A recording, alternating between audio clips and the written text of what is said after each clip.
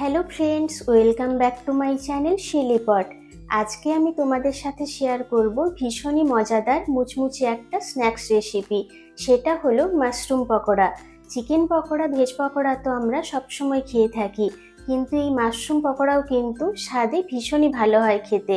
তো চলো দেখে নেওয়া যাক কী কী উপকরণ লাগছে এই সুস্বাদু মাশরুম পকোড়া বানানোর জন্য।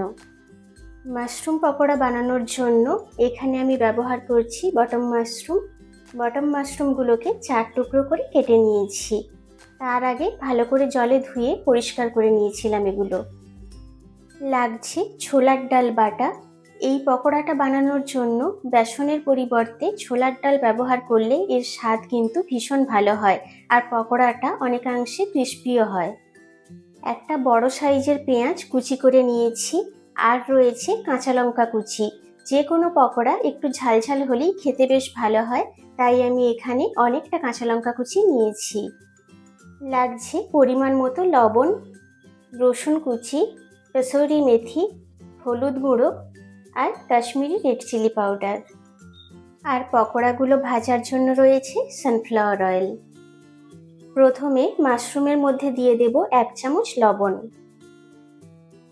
আর দেব হলুদ গুঁড়ো। এবার লবণ আর হলুদটাকে মাশরুমের সাথে খুব ভালো করে মাখিয়ে নিতে হবে।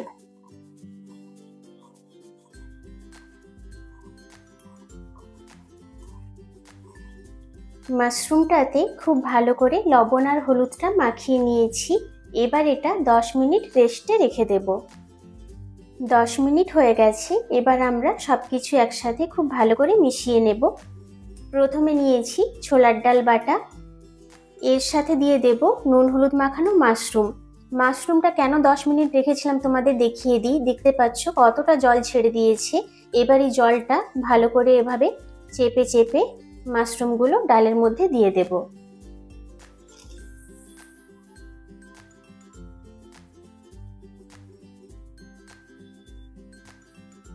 এবার এর মধ্যে দিয়ে দেব রসুন কুচি, পেঁয়াজ কুচি, কাঁচা লঙ্কা কুচি, Kashmiri red chilli powder, kasuri methi, আর দেব পরিমাণ মতো লবণ। 1/2 চামচের একটু কম লবণ দিয়ে দিলাম। এবার সব কিছু খুব ভালো করে হাতের সাহায্যে মেখে নিতে হবে।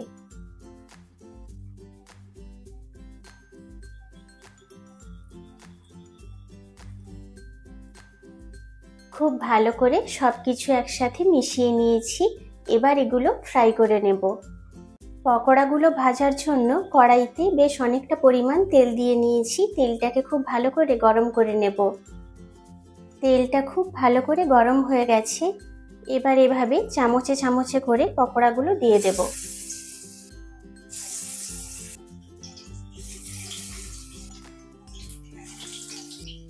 পকোড়াগুলোর দুটো পিঠ লাল লাল করে ভেজে নেব।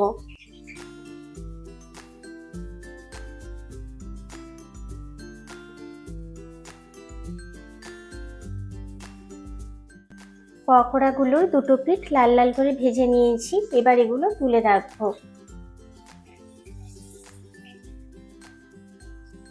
বাকি পকোড়াগুলো একইভাবে ভেজে নেব।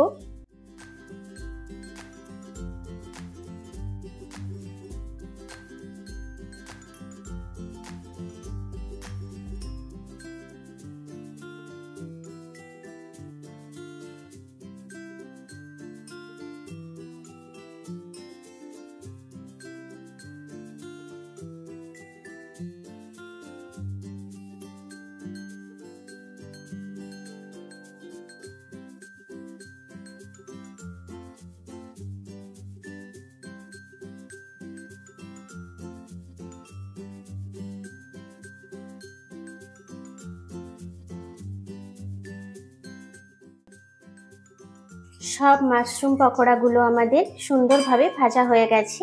এবার তোমাদের সার্ভ করে দেখাচ্ছি।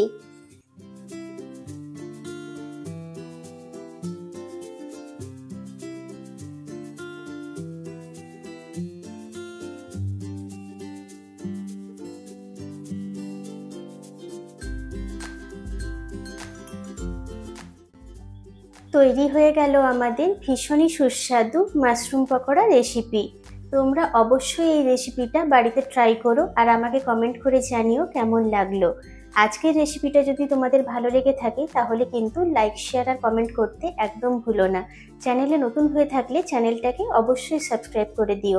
পাশে থাকা বেল আইকনটা অবশ্যই প্রেস করো, তাতে করে আমি যখনই কোনো নতুন ভিডিও দেব তার ইনস্ট্যান্ট নোটিফিকেশন পৌঁছে যাবে তোমাদের কাছে। দেখা হবে আবার কোনো নতুন রেসিপির সাথে। Thank you.